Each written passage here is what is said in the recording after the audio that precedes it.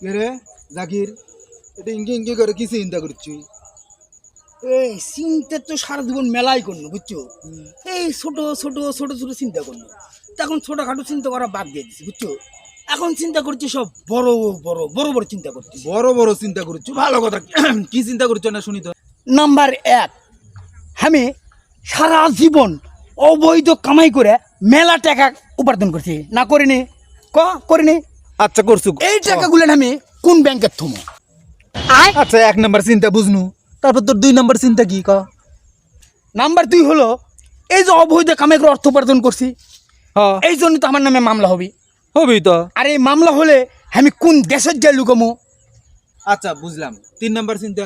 এই 3 নম্বর চিন্তাটা হলো, এই যে আমার যে পার্সোনাল প্ল্যানটা আছে, এই প্ল্যানটা আমি এই কোন গ্যারেজ করব। বাপ রে বাপ, কয় কি? কেরে মনে হচ্ছে তুই খুব চিন্তার মধ্যে পড়ে গেলু। এ মহা চিন্তার মধ্যে পড়ে গেছি। আচ্ছা তোর কি চিন্তা আমাক ক।